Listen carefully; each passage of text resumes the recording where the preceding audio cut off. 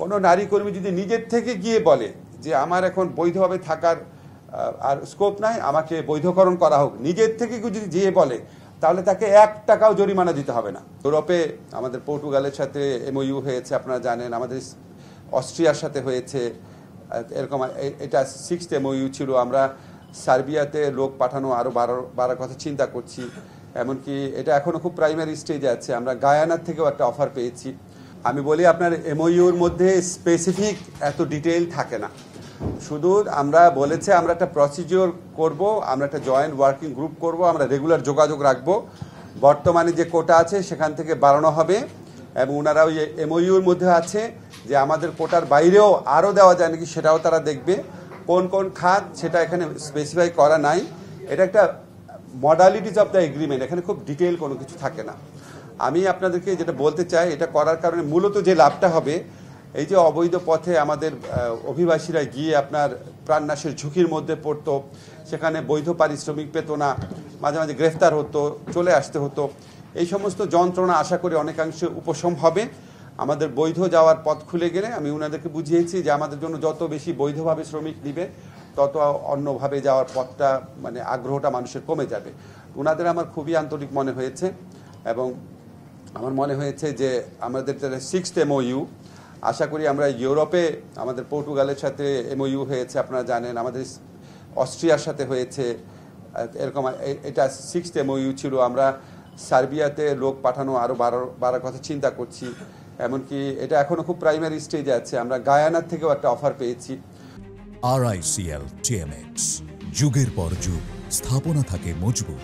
তো আশা করি আমরা লিগ্যাল ওয়েতে মাইগ্রেশন অনেক বাড়াতে পারবো। আমি এর পাশাপাশি আমাদের কাউন্সিল অফ অ্যাডভাইজার্স মিটিং আছে, চলে যাব। একটা খবর শুধু আপনাদের দিয়ে আসি। আমি সৌদি আরবে গিয়েছিলাম, গতকাল এসেছি। সেখানে একটা কনফারেন্সে প্যানেল ডিসকাশন ছিলাম। বাংলাদেশি অভিবাসী শ্রমিকদের মধ্যপ্রাচ্যে তাদের বিষয়ে কথা বলেছি। এরপর সৌদি মন্ত্রীর সাথে আমার কথা হয়েছে। উনি আমাকে বলেছেন যে গতবার যখন গিয়েছিলাম জানুয়ারিতে, আমি ওনাকে একটা রিকোয়েস্ট করে এসেছিলাম। উনি বলেছেন উনি রিকোয়েস্টটা রেখেছে, অলরেডি এটা ওনারা বাস্তবায়ন করা শুরু করেছে। সেটা হচ্ছে ওইখানে যারা অবৈধভাবে থাকছেন, যেসব বাংলাদেশি নারী অভিবাসী রেমিটেন্স যোদ্ধারা আছেন, নারীদের ক্ষেত্রে ওনারা বৈধ করার একটা প্রক্রিয়া শুরু করে দিয়েছেন অলরেডি। এবং ওইখানে যারা অবৈধভাবে যারা আমাদের নারী শ্রমিকরা আছেন, ওনারা ইচ্ছা করলে এই সুযোগটা নিতে পারেন। আমি জর্ডনের মন্ত্রীর সাথে, সৌদি মন্ত্রীকে আমি আরও বেশি বাংলাদেশ থেকে স্কিল্ড ওয়ার্কার এবং নন স্কিল ওয়ার্কার নেওয়ার রিকোয়েস্ট করেছি। ওনাদের অনেক বড় বড় প্রজেক্ট আছে, ওয়ার্ল্ড কাপ আছে, মেগা প্রজেক্ট আছে, এক্সপো আছে। তো উনি কথা দিয়েছেন ওনারা সর্বোচ্চ চেষ্টা করবেন। তারপরে সেখানে আপনার আকামা নিয়ে সমস্যা হয়, যত সমস্যা আছে সবই বলেছি, সব কিছু প্রেসে বলতে পারবো না, সব কিছু বলেছি। একটা বিশেষ রিকোয়েস্ট করেছি যেটা করলে বাংলাদেশি শ্রমিকদের জীবন অনেক স্বাচ্ছন্দ্যময় হবে। তো উনি বলেছে এটা যেন আমি প্রেসে না বলি, কিন্তু ওনারা চেষ্টা করবে আর কি। তো যদি হয় তখন বলবো আপনাদের। অনেক বুঝিয়েছি, রিকোয়েস্ট করেছি।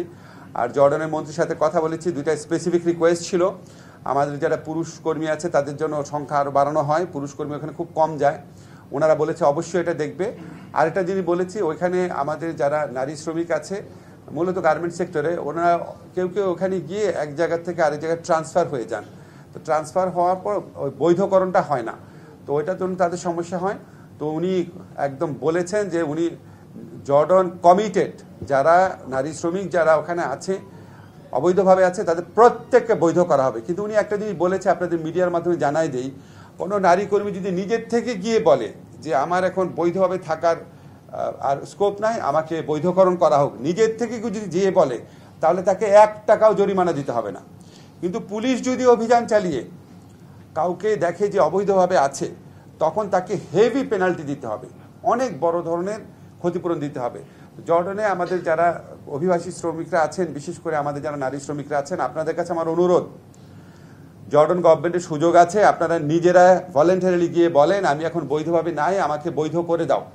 তারা 1 টাকাও আপনাদের থেকে নিবে না, এটা একদম ওদের রুলের মধ্যে আছে, ওরা বৈধ করে নিবে, আপনারা এই সুযোগটা গ্রহণ করেন। আমরা নিরন্তর চেষ্টা চালিয়ে যাচ্ছি এবং আমাদের মূলত আমাদের যারা অভিবাসী শ্রমিক আছেন মধ্যপ্রাচ্যে এবং মালয়েশিয়াতে, সেটা যতভাবে পারা যায় বৈধভাবে দ্রুত এবং একটা সম্মানজনক পারিশ্রমিকে যেন ওনারা যেতে পারেন, এই লক্ষ্যে আমরা দিনরাত কাজ করছি। এবং আমি আশা করি আমরা এই সরকার যতদিন আছি আমরা থাকতে থাকতে আপনাদের আরও কিছু ভালো সংবাদ দিতে পারবো।